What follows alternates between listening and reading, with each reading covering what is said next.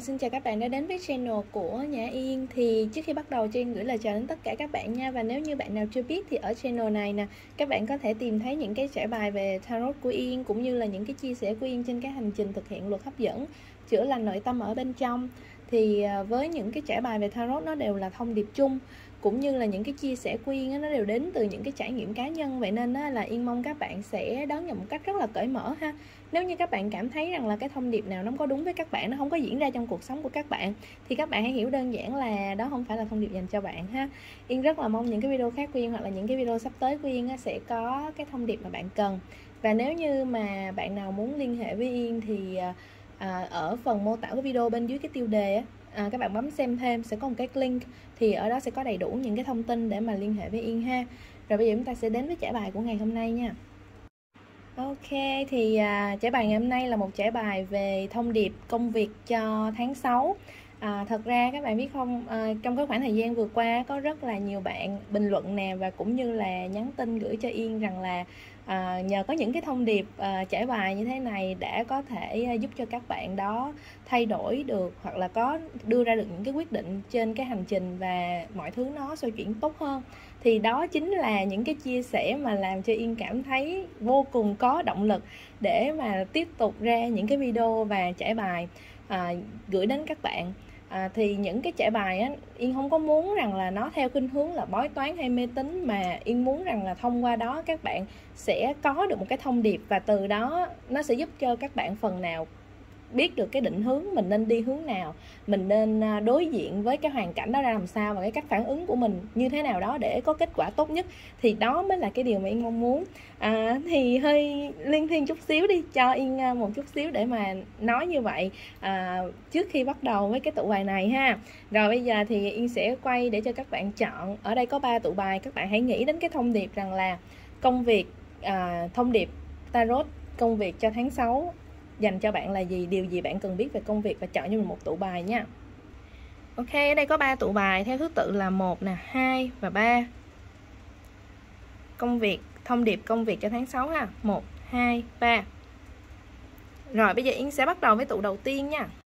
Xin chào các bạn đã chọn cái tụ bài đầu tiên này để xem là thông điệp công việc dành cho các bạn trong tháng 6 là gì nhé. Và nếu các bạn muốn Yên làm về cái trải bài gì tiếp theo thì các bạn đừng có ngại bình luận bên dưới nha. Yên sẽ đọc để mà biết cái nhu cầu của các bạn, và Yên sẽ làm những cái trải bài phù hợp ha.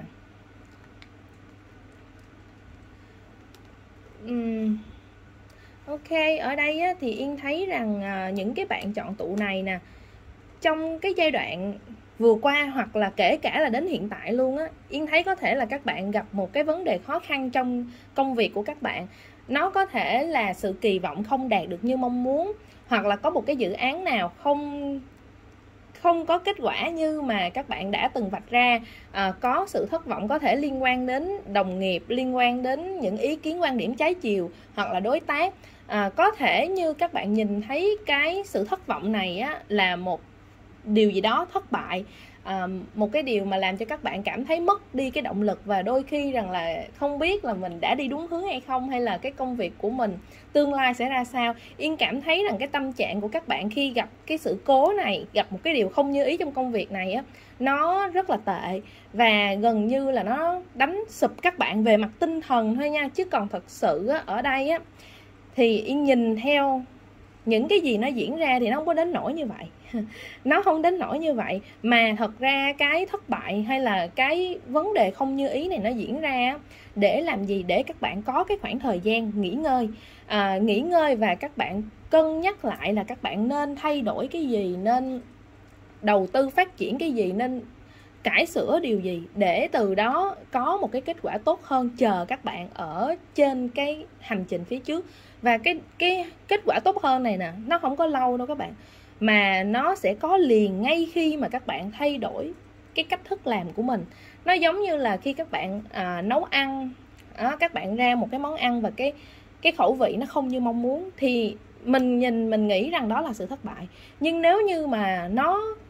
không có cái khẩu vị như mong muốn nó sẽ không có giúp cho mình cải thiện được cái công thức của mình, và nó không giúp cho mình có một cái kết quả tốt hơn. Vậy nên cái việc mà các bạn cảm thấy rằng thất vọng nè, mất cảm hứng nè, mất phương hướng nè, nó chỉ là sự tạm thời. Mà cái ý nghĩa nó được gửi gắm qua cái tình huống này ở trong cái tháng 6 á, đó chính là các bạn sẽ cải thiện điều gì, sẽ nâng cấp bản thân ra làm sao, học hỏi thêm kinh nghiệm gì, khắc phục cái hậu quả đó như thế nào. Chỉ cần á các bạn mở lòng ra, không ngừng hoàn thiện bản thân và không ngừng nhìn thẳng vào cái sai của mình để thay đổi nó, học hỏi những đối tượng xung quanh, kể cả là cái việc mình mở lời hay là mình có cái sự hợp tác cùng người khác để giúp cho mình trở nên tốt hơn á, thì ngay tại chỗ đó cái kết quả, cái dự án các bạn nó sẽ thay đổi hoàn toàn, và các bạn sẽ chinh phục được những cái đỉnh cao hơn nữa. Các bạn sẽ có cái sự tăng trưởng đây nè, có cái sự tăng trưởng vượt trội dựa trong cái việc là không ngừng nỗ lực hoàn thiện bản thân cũng như là hoàn thiện cái cách thức làm việc của mình. Thì á, cái này á, nó không phải là một cái sự động viên hay an ủi nha, nhưng mà đó là những gì mà Yên nhìn thấy ở đây. Bởi vì á, các bạn đang quá đắm chìm vào cái cảm xúc thất vọng này đó. Các bạn nhìn thấy không? Các bạn đang quá đắm chìm vào những cái gì mà các bạn nghĩ rằng nó tệ, nó không tốt, nhưng mà các bạn bỏ lỡ mất những cái điều tốt đẹp mà nó nằm ở kiến thức, nằm ở kỹ năng và nằm ở cái sự cải thiện bản thân của mình. Đôi khi á, có thể là một vài bạn ở đây đã từng trải qua một cái quá trình dài các bạn làm cái gì nó cũng thành công, và khi mà chúng ta làm cái gì nó cũng thành công á, thì đến một lúc nào đó chúng ta nghĩ rằng là chúng ta là số 1, chúng ta là đúng, cái gì chúng ta đưa ra nó cũng là chân lý. Và khi mà chúng ta nghĩ như vậy, đến lúc mà chúng ta gặp một cái khó khăn giống như trong cái tình huống tháng 6 mà các bạn sẽ gặp, thì các bạn không chấp nhận nổi. Các bạn cảm thấy rằng là tại sao mà nó có thể diễn ra như vậy, tại sao nó chật đường ra như vậy. Thì các bạn có thể nhìn thấy bất cứ một cái đơn vị kinh doanh hay là một cái sản phẩm nào, qua một quá trình trước đó nó có thể rất thành công, nhưng đến một cái giai đoạn nào đó nó cần được cải thiện, nó cần được nâng cấp. Hồi nhiều khi nó không phải là nâng cấp về mặt chất lượng hay là thay đổi công thức, nhưng mà nó có cái vấn đề xảy ra trong máy móc, trong cái dây chuyền, và đã đến lúc chúng ta cần nhìn nhận cái sai lầm đó, cái cách thức đó đã không còn phù hợp nữa và mình thay đổi. Thì khi mình chịu thay đổi á, thì mình lại tiếp tục vững bước trên cái đường đua của mình, trên cái hành trình của mình, và mình sẽ chinh phục được những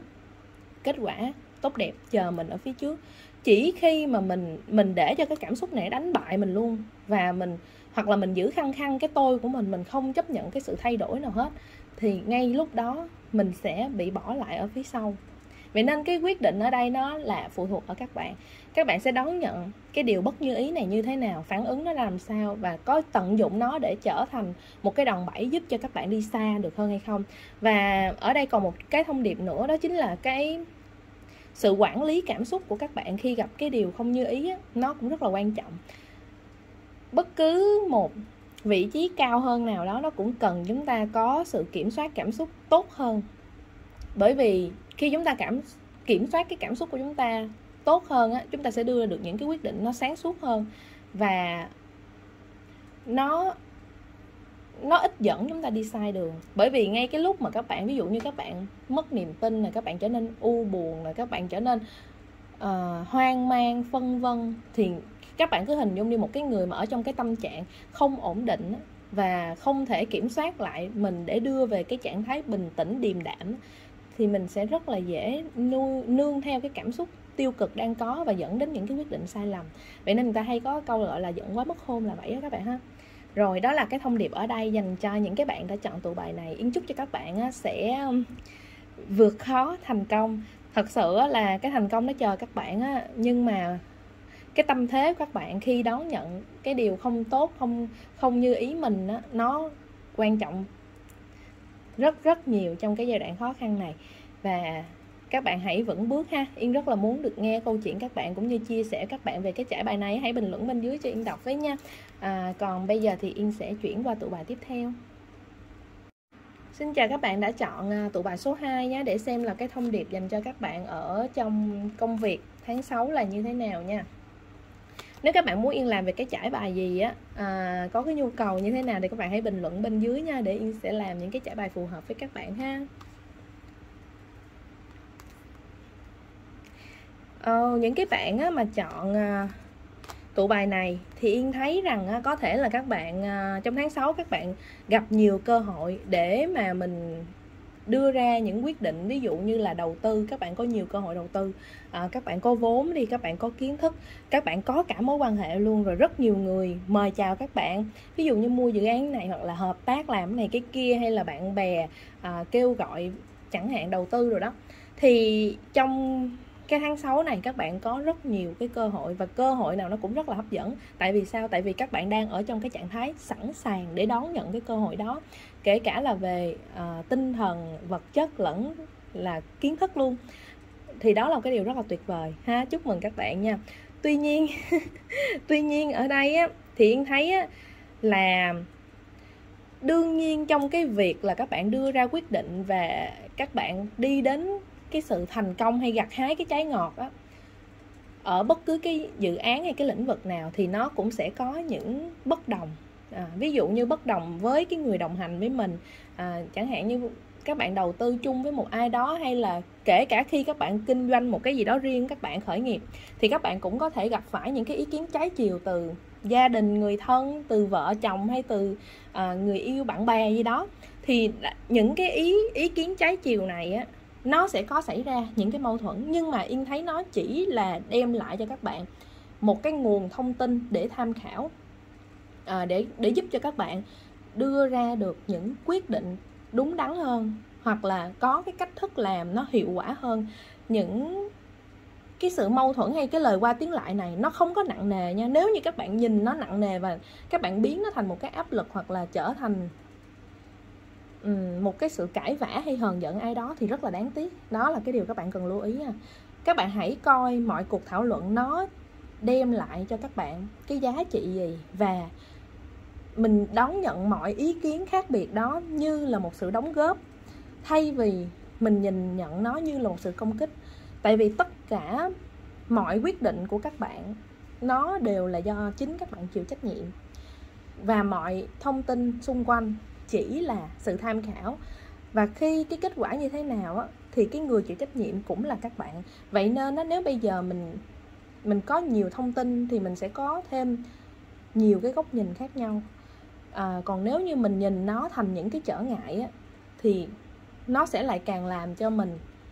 bực bội, tức giận và đưa ra những cái quyết định sai lầm, cũng như là mất đi một vài những cái mối quan hệ tốt đẹp mà mình đang có. Ok, đó là một cái điểm cần lưu ý thôi. Còn lại Yên thấy là trong cái tháng 6 này á, cơ hội đến với các bạn rất là tốt nè. Rồi đời sống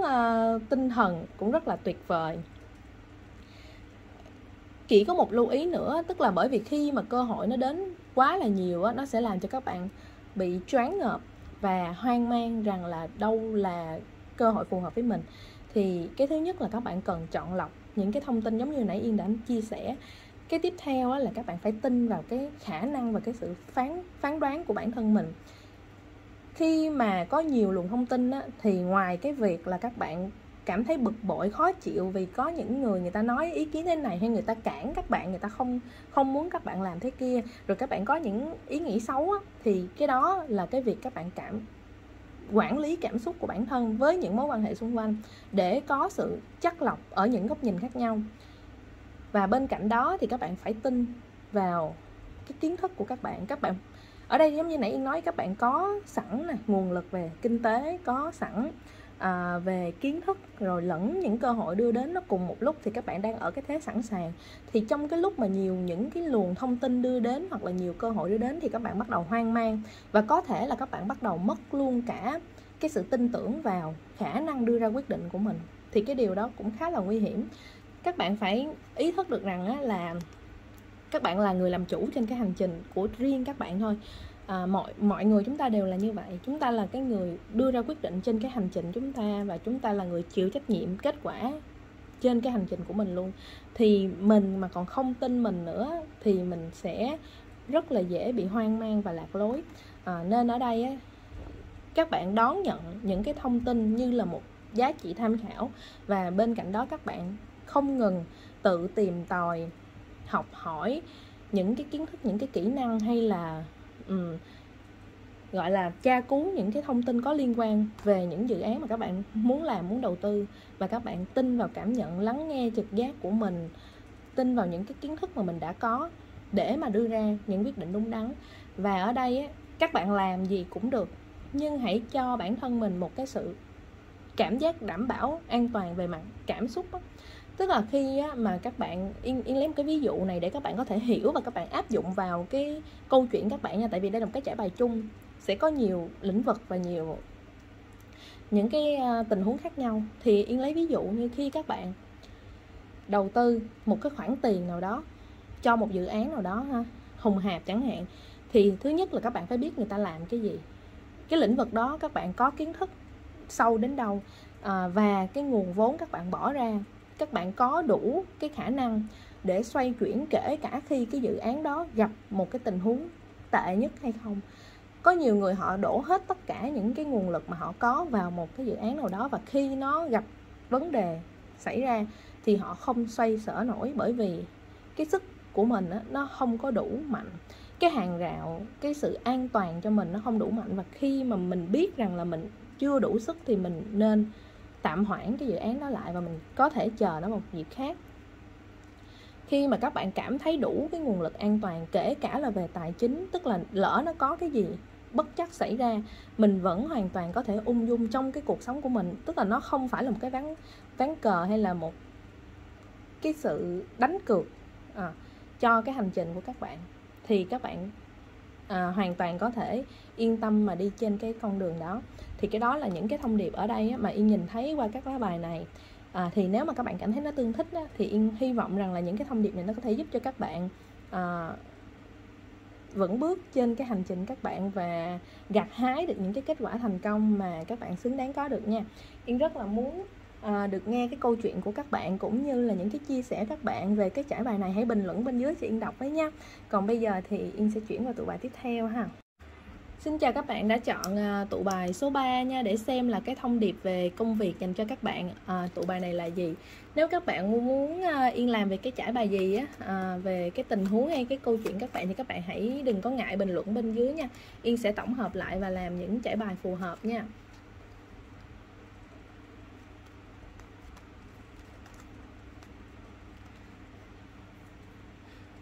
Ở đây thì Yên thấy rằng những cái bạn chọn tụ bài này có thể các bạn có cái vấn đề với cái công ty hay là với cái công việc mà các bạn đang làm. Các bạn có một cái, nếu mà tương thích thì các bạn sẽ có cái cảm giác rằng là trong cái tháng 6 này nha, hoặc là các bạn đã trải qua, hoặc là trong cái tháng 6 này các bạn sẽ gặp một cái tình huống mà các bạn cảm thấy rằng cái công sức của các bạn bỏ ra nó không được công nhận hoặc là không được trân trọng. Những cái thành quả mà các bạn nhận được, ví dụ như là cái chức vụ các bạn đang đảm nhận nó không tương xứng với những cái gì mà các bạn đang làm, hay cái mức lương, hay là sự tín nhiệm của sếp, của đồng nghiệp, của công ty gì đó, thì các bạn có một cái cảm giác rằng là mình không có được sự công bằng và mình cảm thấy bị chèn ép, bị bất công. Thì ở đây có thể là các bạn sẽ có cái khuynh hướng rằng là muốn thay đổi công việc, muốn chuyển hướng qua một ngành nghề khác để các bạn có cái cảm giác thoải mái hơn. Thì nếu các bạn tương thích như vậy thì cái thông điệp ở đây dành cho các bạn là Yên thấy những cái cảm xúc mà các bạn đang có này, thứ nhất các bạn hãy tự hỏi bản thân mình xem rằng mình đang có sự so sánh với một đối tượng nào đó hay không.